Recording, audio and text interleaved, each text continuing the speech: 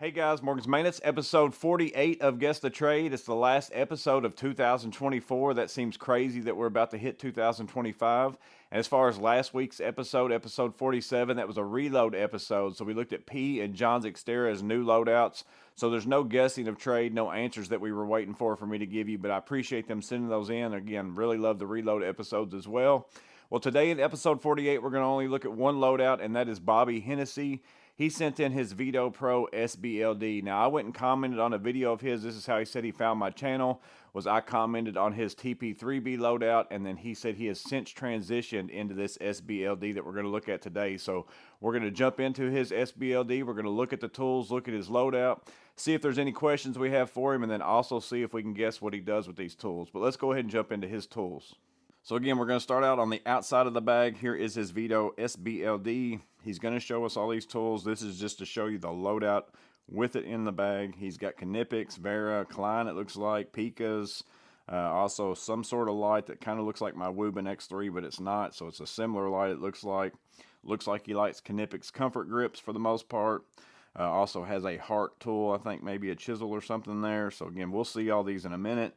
Also has DeWalt drills over here. He's got an impact in this side of his bag. So we'll go on. Here's the side. This would be the left side of the bag.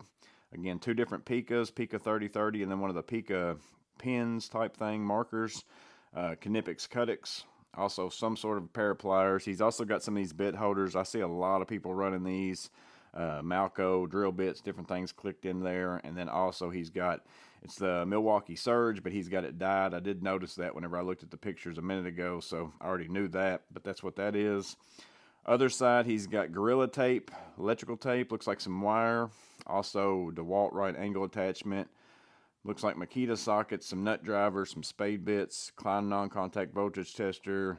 Just again, here's the loadout. It looks like he's got more driver bit type stuff on this side. So he's got his impact on the other side. Stuff he typically uses with it on this side. We'll move on. Here's that back flap of the SBLD, the kind of the part that sets this bag apart. He's got wire nuts, hardware box it looks like, also receptacle tester. Looks like probably a Klein meter just based on the color. And then he's got one of those windbag shims. I don't know if you guys have ever used those before. I used to use them. I keep some in my truck all the time. I don't know if it's windbag or I bought mine at either Lowe's or Home Depot. It's the same thing, just different brands.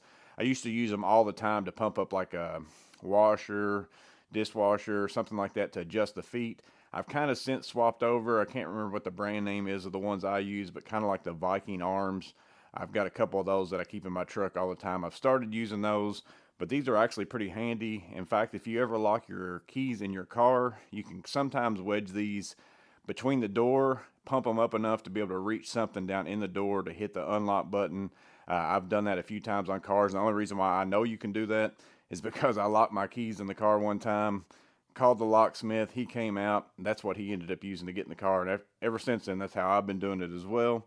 So that's a really good use for those, but let me know if you've been running those, what all you use them for in the comments. But next picture, oh, there it is up close. So the wind bag, pump it up again. It's just a air shim that you can use. He's also got zip ties, so this is what all's in that back section. He's also got, again, it was a, I think it's, yeah, it's a Klein meter. I can see the Klein tools right there now. And then he's got this Klein ET310. Again, a phenomenal circuit breaker finder. If you've got power, it's the best one I've ever used. It's the most accurate anyways. However, I will say, and it's too expensive for most people, but if you run into doing electric work, whether you're an electrician or you're a handy person, maintenance person, whatever it might be, and you typically do a lot of electrical work, I have got that ET450, I believe that it is. Is that the part number on this? And I picked this up for $191. I think normal price is $240. It allows you to trace stuff, whether it's hot, whether it's not. I had a job just the other day where there was like 11 receptacles that had zero power. I was able to go in and be done in like 15, 20 minutes just by plugging this thing up, tracing it back to the breaker panel. Phenomenal tool right there. I've only used it a handful of times, but it's kind of become my circuit breaker finder now, because again, I can use it whether I've got power or not. But if you just are looking for something in the price range of this one, the ET310, phenomenal. Definitely my go-to as far as that goes, but he's got that there. And then again, here's his hardware boxes. He's got wire nuts, Wagos. He's even got some of the inline Wagos. Looks like probably some self-tappers over there. One wood screw, drywall screw. Also, he's got fixture type screws right there, receptacle screws, and then a wall anchor box as well. So lots of little cases there. I want to say he told me he got these on Amazon in his email, and they're like 3x5 or something like that. So next picture, here's some of the tools. This is that side of the bag over there with the right angle adapter. So he's got the Knipex 7112-200 cobalt cutters. Again, the DeWalt right angle drill. I'm interested in this little light to know what the brand is. So Bobby, if you can tell us that, let us know that, that'd be great. Southwire cutters. Again, Makita sockets. A lot of people are running those. He is only carrying the SAE version, or I think it's the SAE. Makita's colors are a little weird, but I think that's the SAE. And then the Klein non-contact voltage tester. Looks like he's got some vice grip, needle nose type of the vice grip pliers. A Vera bit check. I always call all those a tool check, but that one's only the bit check. And then he's got the Weehaw nut drivers. I've seen those, almost got those a few times, but I really prefer the Klein hollow magnetic nut driver set that I got off of Amazon. I really like those. I've never bought the Weehaw, so I'm not saying that they're better than the Weehaw, but having the hollow along with the magnetic part is super nice on those Kleins. So he's got the Weehaw right there, and then he's got the Diablo spade bits. Those are the same ones I run all the time, so he's got those there. Next picture, here's the stuff that's up in the front of his bag, or at least that Stabila pocket level was up there in the front. Maybe he's got this kind of stuff down in that front pocket, or at least part of it. He's got a Lowe's Pro little pouch that they probably gave him. It's his first aid stuff. He's got tweezers and things like that. Plastic razor blade, Bic lighter. He's got one of those Right in the Rain pads. I know a lot of people like those. Casio calculator, always good to have that. I use mine on my phone all the time, and then I've also got like a construction calculator I keep in my truck. And then this is an iPad mini. He did tell me that this was an iPad mini. I think he says this fits back in the back with his hardware stuff, his meter and all that stuff. He can carry it in there if he wants to. So he's got that there.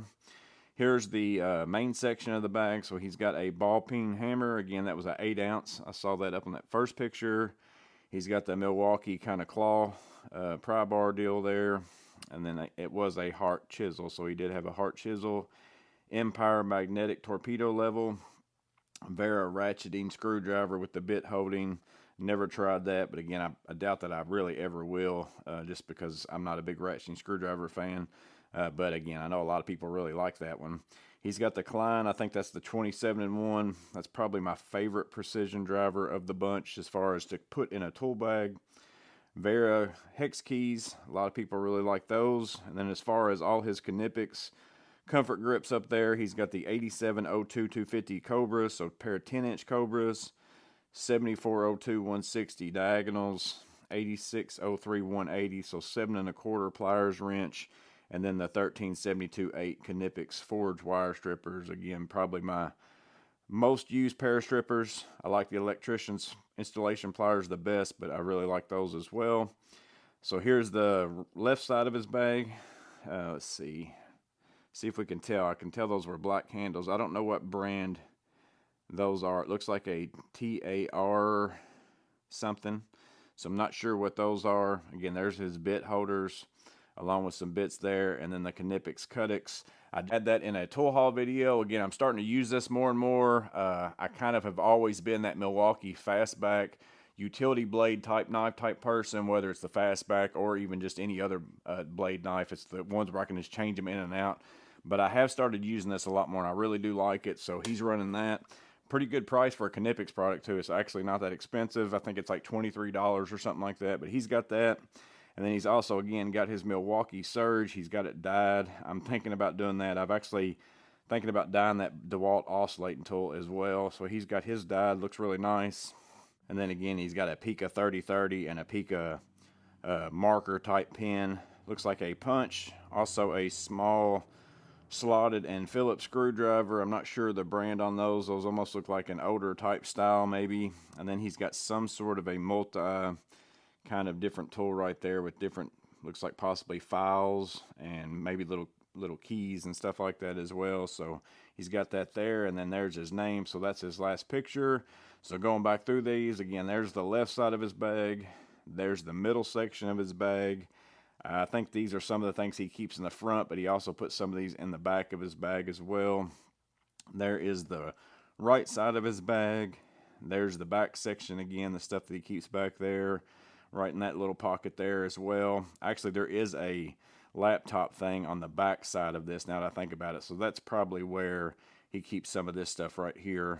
There is a flap outside of this right there. And then also there's the bag on loaded up. Here's the other side. And then there's the main section of his bag. Again, that first picture.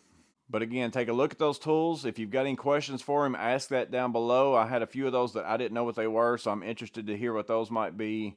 He did tell me that he does pretty much 90% of his work out of this bag, if that helps you in your guess. He also said that this bag weighs 22.5 pounds, loaded out the way that we just looked at it, which I think mine weighs pretty close to that as well whenever I've got mine loaded out the way that I do. I think Vito recommends 25 pounds in that bag. I think that might be what it says the max is. Very easy to overload that bag. There's a lot of space in it. So again, appreciate you sending that in to us, Bobby. Really great tools there. Nice loadout. If you've got any questions, make sure and ask that down below, but don't forget to guess what it is you think Bobby does with these tools. As always, I hope it was interesting. You guys stay safe. Have a blessed day. I'll see you in the next video.